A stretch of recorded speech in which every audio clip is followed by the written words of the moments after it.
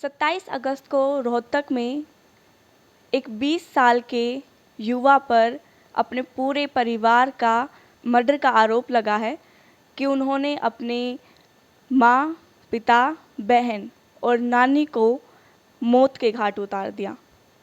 इस विषय पर बात करने के लिए हमारे साथ हैं मनोवैज्ञानिक डॉक्टर परमीला बत्रा प्रभा। मैम, मैं आपसे पूछना चाहूँगी कि महज 20 साल हमारा यूथ है वो किस दिशा में जा रहा है, क्योंकि इतना बड़ा कदम उठाना एक छोटी चीज़ नहीं है। इसको आप कैसे देखते हैं? पहले मैं एक बार फिर सभी श्रोताओं को नमस्कार करती हूँ। आरती जी, ये बहुत ही अहम मुद्दा है जो आज आपने उठाया है, लेकिन आपने शुरू किया कि महज 20 साल महज नहीं है। मैं सबसे पहले तो अपने श्रोताओं को ये बताना चाहूँगी कि क्राइम की दुनिया का आरंभ बहुत जल्दी हो सकता है इसके मुकाबले, और बच्चा जो है उसके अंदर क्रिमिनल टेंडेंसी है, ये तो हमको बहुत बचपन से दिखाई देना भी शुरू हो जाता है यदि माता पिता सचेत रहें तो।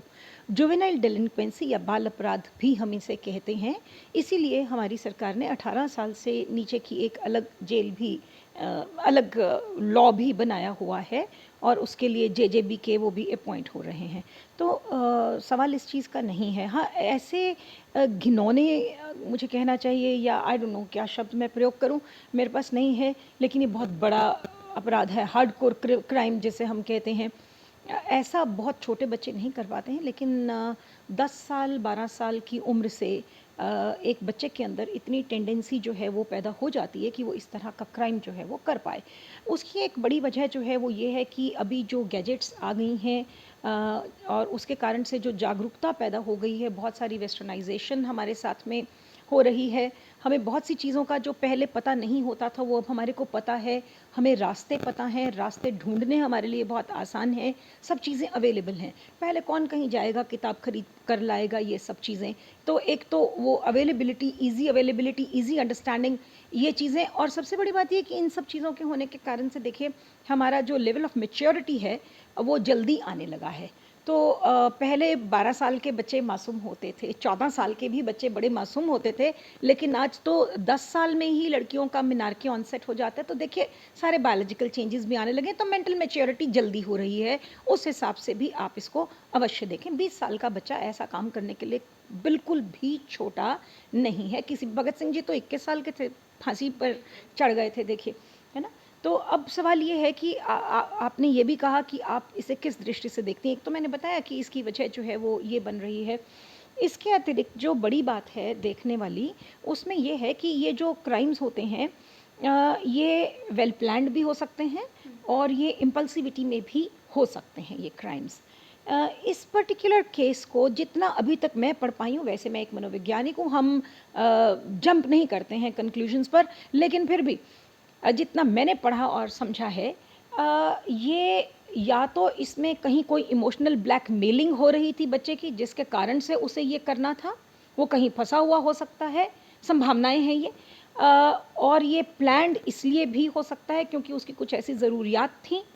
लेकिन सबसे ज़्यादा जो मैं देखती हूँ कॉमनली हर मर्डर के प्रति एक हेट्रेड नाम की चीज़ है। जब तक हमारे अंदर उतनी नफ़रत, उतना एंगर, उतना क्रोध नहीं होगा, तब तक हम यूँ किसी को भी मौत के घाट नहीं उतार सकते, चाहे वो हमारे घर का व्यक्ति हो या कहीं बाहर का व्यक्ति हो। तो जो सबसे इम्पॉर्टेंट बात है वो मैं ये देख रही हूँ कि ठीक है, हम सब रोज़ कहते हैं कि वैल्यूज़ घट रही हैं, नैतिकता घट रही है, मूल्य घट रहे हैं, पर कौन से घट रहे हैं ये हमारे लिए देखना। हमें बच्चों को फॉरगिव करना सिखाना है, लेट गो करना सिखाना है, हमें अपने बच्चों को रेजिलिएंट बनाना है, थोड़ा स्ट्रॉन्ग बनाना है।